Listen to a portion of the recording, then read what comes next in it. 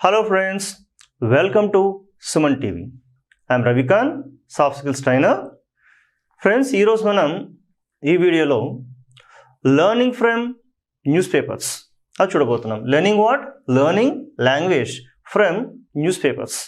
అంటే news papers చదువుతూ మన భాష నైపుణ్యాన్ని ఎలా పెంపొందించుకోవచ్చు, అంటే లాంగ్వేజ్ స్కిల్స్ని ఎలా డెవలప్ చేసుకోవచ్చు అనే కాన్సెప్ట్ చూడబోతున్నాం.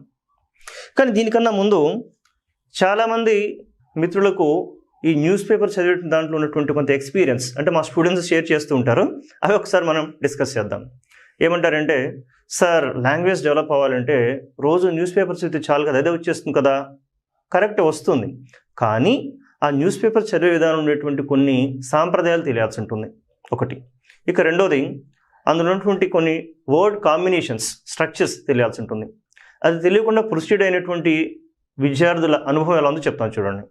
వాళ్ళు ఇంగ్లీష్ న్యూస్ పేపర్ చదివి డెవలప్ అవ్వచ్చు కదా అనేటువంటిది ఎక్కడ విన్నప్పుడు చాలా మోటివేట్ అయిపోయి ఆ న్యూస్ పేపర్ 1 మంత్కి సబ్స్క్రిప్షన్ కట్టడము, లేదంటే ఇంటికి వచ్చి అలా పడేలాగా చేయడమో చేస్తుంటారు. ఫస్ట్ 2 days ఎక్స్పీరియన్స్ ఎలా ఉంటుంది? అలా పేపర్ తీస్తారు, చక్కగా హెడ్లైన్ చదువుతారు, నెక్స్ట్ ఫొటోస్ చూస్తారు. వాళ్ళకి ఇంట్రెస్ట్ అయినటువంటి కాన్సెప్ట్ ఏదైనా కానీ, అంటే అదొక మూవీ అవ్వచ్చు, లేదా పాలిటిక్స్ అవ్వచ్చు, లేదంటే యూ కెన్ టేక్ స్పోర్ట్స్ అవ్వచ్చు, ఆ కాలమ్స్ తీసి అలా అలా అలా చూస్తూ ఉంటారు అంతా కూడాను. ఆ 2 days తర్వాత ఓన్లీ పిక్చర్స్ లేదంటే ఓన్లీ హెడింగ్స్. ఇంకా 4 days తర్వాత అసలు ఆ న్యూస్ పేపర్ ఫోల్డర్ కూడా ఇవ్వరనమాట. ఇంట్లో అడుగుతుంటారు, ఇక్కడ ఏం మిత్రమా 1 month అలా కట్టే సబ్స్క్రిప్షన్ తేవట్లేదంటారు. ఇక్కడ ఏందన్నా మీకు తెలియదు కదా, చాలా బిజీగా ఉన్నాను కదా, నేను తర్వాత తీస్తాను. కానీ అక్కడ నిజమైనది అది కాదు. అది న్యూస్ పేపర్ తీసి చదువుతూ వెళ్ళేటువంటి ప్రాసెస్లో వచ్చేటువంటి ఇబ్బంది అంతా కూడాను. ఓకే ఫ్రెండ్స్, మరి ఎలా నేర్చుకోవాలి న్యూస్ పేపర్ నుంచి కూడా మన లాంగ్వేజ్ స్కిల్స్ని ఎలా డెవలప్ చేసుకోవాలి? దానికి ముందు మనం కొన్ని చిన్న టిప్స్ ద్వారా వెళ్దాం. టిప్స్ ఏంటంటే, ఒక న్యూస్ పేపర్ హెడ్లైన్ ఇలా తీసుకున్నారనుకోండి, హెడింగ్. ఈ హెడింగ్లో ఎక్కడో చోట కొన్ని మంచి వొకాబులరీ వర్డ్స్ ఉంటాయి, కొన్ని వర్డ్స్. ఆ వర్డ్స్ని పికప్ చేసి దాని అర్థం తెలుసుకోవాలి, దాన్ని మన డైలీ లైఫ్లో వాడడం నేర్చుకోవాల్సి ఉంటుంది. దీనికి మనం పెట్టుకున్న పేరు cut copy paste. Okay friends, మనం ఇక్కడ ఈ కట్ కాపీ పేస్ట్ అని ఈ టెక్నిక్ ద్వారా కొంత డెవలప్ చేసుకోవచ్చు. అదేంటి సార్, ఇది ఎక్కడో విన్నామే cut copy paste.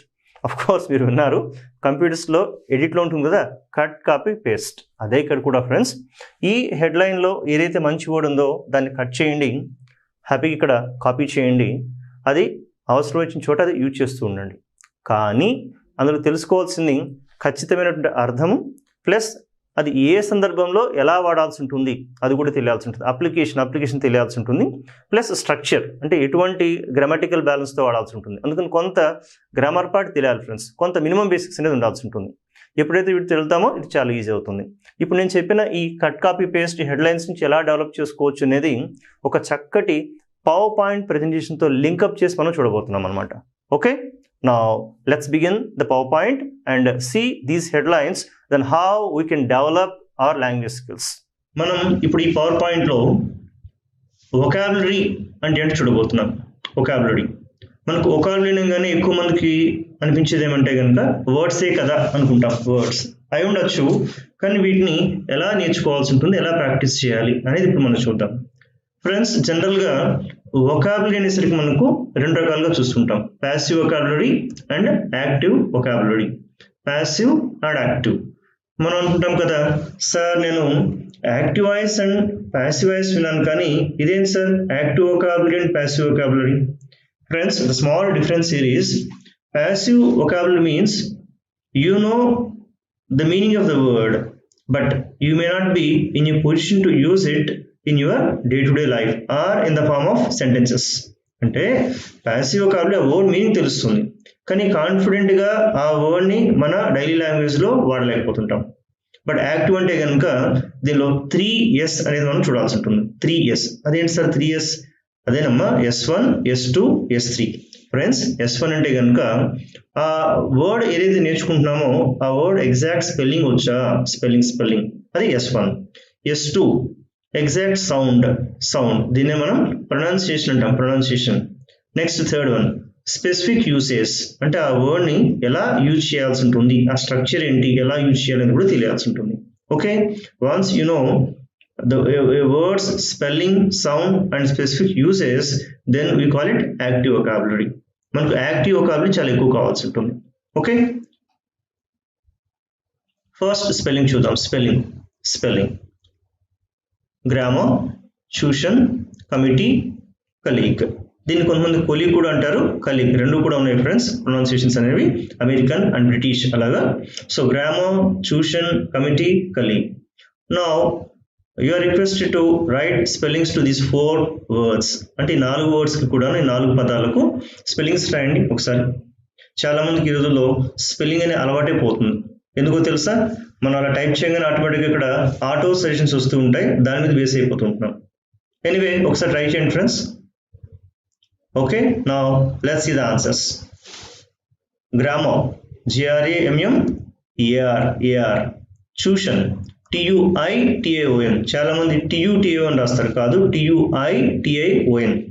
Committee, COMMITTEE, committee. Colleague, COLLEAGUE.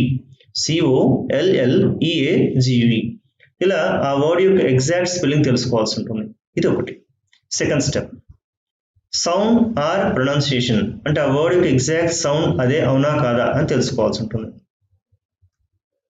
ఇక్కడ ఒక 4 words ఇవ్వడం జరిగింది చూడండి. Now you try to guess it's exact pronunciation. దాని ఎగ్జాక్ట్ ప్రొనౌన్సియేషన్ సార్ గెస్ చేయండి ఫ్రెండ్స్. So POSSESS. ఓకే, ఇది చాలా మంది ఆఫ్ కోర్స్ చిన్నప్పుడు నేను కూడా ఇది పొసెస్ అని చదివేవాడిని. పొసెస్, సెంటర్ వన్ సా. ఓకే, కానీ ఒకసారి డిక్షనరీ చూడండి, డిక్షనరీలో ఉంది. ఇది పొసెస్ అనేది ఇంగ్లీష్ అయితే, ఇక్కడ మీకు ఇచ్చింది ఇది ఫొనెటిక్ సౌండ్. ఇది సెంటర్ సౌండ్ చూడండి ఎలా ఉంది, జెడ్ అంటే జా, possess. The exact pronunciation of this one is possess, not possess. సా కాదు, ఇది జా, పజెస్. అలాగే మనం LISTEN, మనకు చిన్నప్పటి నుంచి అలవాటు, ఇది జా అలవాటు, లిజన్, జా జా. కానీ ఇది ఎగ్జాక్ట్ గా పలకాల్సింది లిసన్. చూడండి, సా, ఎస్ ట్రాన్స్ఫర్ సా sound. Here listen, hello please listen to me, not listen to me. జా కాదు, సా సా. ఇది మనందరికి చిన్నప్పటి నుంచి పక్కాగా అలవాటు ఏమంటే డెసిషన్. కానీ దీని కరెక్ట్ ప్రొనౌన్సియేషన్ చూస్తే మీరు ఆశ్చర్యపోతారు. ఇది డిసిజన్ అని పలకాలి. ఇక్కడ decision. Is it clear? Then ఇది మనం థియేటర్ అంటాం, థియేటర్, కానీ అక్కడ కరెక్ట్ గా అనాల్సింది థియేటర్. ఇది ఫొనెటిక్ సింబల్ ఫ్రెండ్స్. ఈ సింబల్ ని తా అంటారు, తా ప్లస్ ఐతి, థియేటర్. అలా మీరు అడుగుతారు, సార్ ఏదో ఇక్కడ రాస్తారు అవన్నీ ఏంటి? ఇవన్నీ ఫొనెటిక్ సింబల్స్. ఇంగ్లీష్ లో మనకు లెటర్స్ అనేవి అంటే ఆల్ఫాబెట్ అంటాం కదా, అవి ఉన్నవి 26 అయినా కూడా ఫొనెటిక్ సౌండ్స్ మాత్రం 44 ఉంటాయి. 44. ఈ 44లో కనీసం మినిమం కొన్ని బేసిక్స్ నేర్చుకున్నా కూడా, మనం డెవలప్ చేసుకున్నా కూడా ఆ వర్డ్ ఎగ్జాక్ట్ ప్రొనౌన్సియేషన్ ఇక్కడ చూడగానే చెప్పేయచ్చు. సో కొంతమంది చెప్తారు, సార్ నాకు ఇవి తెలియడం లేదు ఎలాగా? అట్లీస్ట్ ఇక్కడ వచ్చినట్టు సింబల్స్ ఉన్నాయి కదా, ఇది మీరు రియల్ డిక్షనరీ ఓపెన్ చేసి చూస్తే కనుక, ఆన్లైన్ అయినా పర్వాలేదు, డిక్షనరీ ఓపెన్ చేస్తే మీకు ఇక్కడ సౌండ్ సింబల్స్ ఉంటాయి. Once you click there you can listen to the exact pronunciation, అంటే ఆ వర్డ్ యొక్క ప్రొనౌన్సియేషన్ మీకు తెలిసిపోతూ ఉంటుంది. అలాగే friends, first one spelling, second sound or you can say pronunciation. ఇక third one it's very important one, specific usage. అంటే ఆ వర్డ్ని ఎలా వాడాలి, నేను ఆ వర్డ్ మీనింగ్ తెలియగానే సరిపోదు ఫ్రెండ్స్, ఆ వర్డ్ని డే టు డే లైఫ్లో మనం వాడగలుగుతున్నామా, ఎలా వాడుతున్నాం, ఎలా వాడాలి అని తెలియాల్సి ఉంటుంది. దీన్ని మనం డిక్షనరీ మీద డిపెండ్ అవుతూ వాటిని లింకప్ చేస్తూ అద్భుతంగా నేర్చుకోవచ్చు. ఈ టెక్నిక్ మీరు పట్టుకుంటే కనుక దాదాపుగా ఎటువంటి వాడైనా కూడా కొంత గ్రామర్ పరిచయం ఉంటే కనుక, గ్రామర్ ఉండాలి ఫ్రెండ్స్, కొంత ఉండాలి, బేసిక్స్ ఉండాలి, కొంత టెన్సెస్, కొంత వాయిస్, ఏది ఎలా వాడాలి, ఇవి కొంత లింక్స్ తెలియాల్సి ఉంటుంది. అది తెలిస్తే కనుక ఏ వర్డ్ అయినా కూడా మీ ఓన్గా చక్కగా అలౌగా మీరు యూజ్ చేయొచ్చు. ఎలాగా ఒకసారి ఈ 3 స్టేట్మెంట్స్ చూడండి. 3 స్టేట్మెంట్స్. నేను నా స్నేహితులతో బిజీగా ఉన్నాను, నేను నా ప్రాజెక్ట్ వర్క్తో బిజీగా ఉన్నాను, నేను పాటలు పాడుతూ బిజీగా ఉన్నాను. వీటిలన్నింటిలో కూడా కామన్గా ఉన్న వర్డ్ ఏంటండి? బిజీ. సో ఈ బిజీ అనే వర్డ్ మనం చిన్నప్పటి నుంచి యూజ్ చేస్తుంటాం, చాలా తేలిగ్గా ఈజీగా వాడేస్తుంటాం. ఓకే, బట్ ఇదే బిజీ అనే వర్డ్ని ఒక సెంటెన్స్ రాసినప్పుడు ఇంగ్లీష్లో ఎలా రాయాలి, దానికి ఉన్నటువంటి టిప్స్ ఏంటి ఒకసారి చెక్ చేసుకోండి. నేను నా స్నేహితులతో బిజీగా ఉన్నాను, చాలా ఈజీగా ఉన్న రాస్తాను. I am busy with my friends. I am busy with my friends, correct. నేను నా ప్రాజెక్ట్ వర్క్తో బిజీగా ఉన్నాను, fine. I am busy with my project work. I am busy with my project work. నేను పాటలు పాడుతూ బిజీగా ఉన్నాను. ఇక్కడ చాలా మంది రాస్తుంటారు కదా, I'm busy with singing, I'm busy in singing అలా రాస్తారు. నిజానికి ఇవన్నీ కూడా తప్పు. ఇక్కడ ఐఎమ్ బిజీ సింగింగ్ అని చెప్పాలి. I'm busy singing. ఇక్కడ ఎటువంటి ప్రిపోజిషన్ తీసుకోకూడదు, విత్ అని ఇన్ అని ఏది తీసుకోకూడదు. Directly need to say I'm busy singing.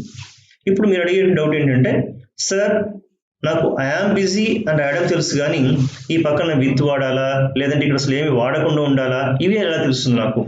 Okay, అందుకనే డిక్షనరీని బాగా ఉపయోగించుకోవడం తెలుసుకోవాల్సి ఉంటుంది. Okay, Oxford advanced learners dictionary. Okay, లేదంటే కేంబ్రిడ్జ్ అయినా డిపెండ్ అవ్వచ్చు, but Oxford is the better one. Okay, ఇప్పుడు చూడండి ఒకసారి.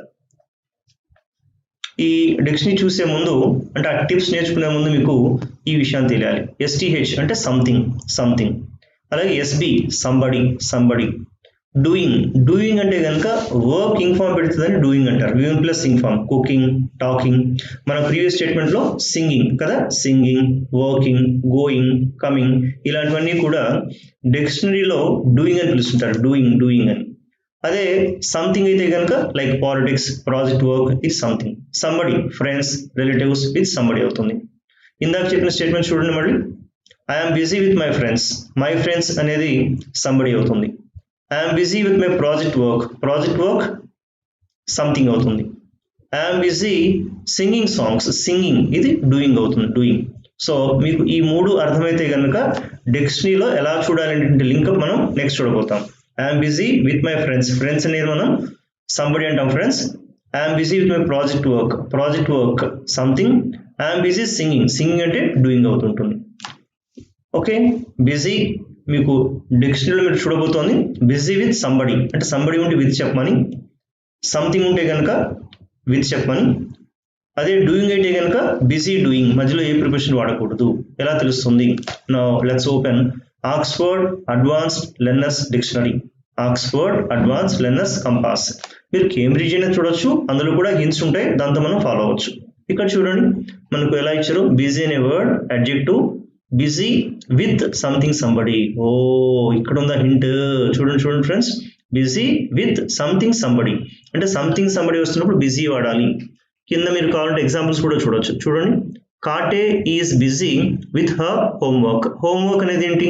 సంథింగ్, కాబట్టి ఇక్కడ విత్ వాడారు, విత్ హర్ హోంవర్క్. ఇలా friends busy with something or somebody. అది చూస్తే బిజీ డూయింగ్, బిజీ డూయింగ్. ఇక్కడ చూడండి, James is busy practising, practising. అంతేగాని ఇక్కడ ఇన్ ప్రాక్టీసింగ్, విత్ ప్రాక్టీసింగ్ ఇది రాయకూడదు. Like that you can find the relevant hints there in the dictionary itself. అందులోనే దాని హింట్స్ ఉంటాయి. ఆ హింట్స్ని యూజ్ చేస్తూ మనం వొకాబులరీ డెవలప్ చేసుకోవాల్సి ఉంటుంది. ఆ వర్డ్ని ఎలా వాడాలి, ఒక అప్లికేషన్ తెలియకుండా కష్టం అవుతుంటుంది. ఓకే, అందుకని అప్లికేషన్ లేని విద్య ఎందుకు ఉపయోగపడదు అంటారు. అంటే కేవలం తెలుసుకోవడం ఉపయోగం కాదు, అది తెలిసింది డైలీ లైఫ్లో ఎలా వాడుతున్నాం అనేది తెలియాల్సి ఉంటుంది. ఓకేనా? సో బిజీ అనే వర్డ్ తీసుకుంటే కనుక busy with something somebody, busy doing something. మీరు అడుగుతారు కదా, సరే ఇంకొక ఎగ్జాంపుల్ ఏదైనా చెప్తారా? రైట్, ఇది చూడండి. అతడు తన దుష్ప్రవర్తనకు తన నాన్నగారికి క్షమాపణ చెప్పాడు. అతను తన మిస్బిహేవియర్కు తన నాన్నగారికి అపాలజీ చెప్పాడు. మనందరికీ అపాలజీ అనే వర్డ్ తెలుసు. అపాలజీ అనేది నౌన్ అవుతుంది, అపాలజైజ్ వర్బ్. మరి ఈ వర్డ్ సంబంధించిన డిక్షనరీ ఎలా చూడండి. Apologise to somebody for something. To somebody అంటే ఒక వ్యక్తికి చెప్తే టు చెప్పాలి, సంథింగ్ అయితే ఫర్ చెప్పాలి. సో ఇప్పుడు చూడండి, so he apologise to his father for his misbehaviour. To somebody, somebody father కాబట్టి టు వాడాము, సంథింగ్ మిస్బిహేవియర్ ఫర్ వాడాము. Apologise to somebody for something. ఇలాగా ఈ వర్డ్స్ డెవలప్ చేసుకుంటూ వెళ్ళాల్సి ఉంటుంది. ఇంకొక వర్డ్ చూద్దాం, success. Success noun. So hint ఎలా ఉంది చూడండి, in doing something or in something. అంటే ఈ వర్డ్తో వాడేటప్పుడు in doing something, in something. In example see, he got success in finding a job. Finding అనేది ఇక్కడ డూయింగ్ అవుతుంది. He got success in finding a job. He did not get much success in life. He did not get much success in life.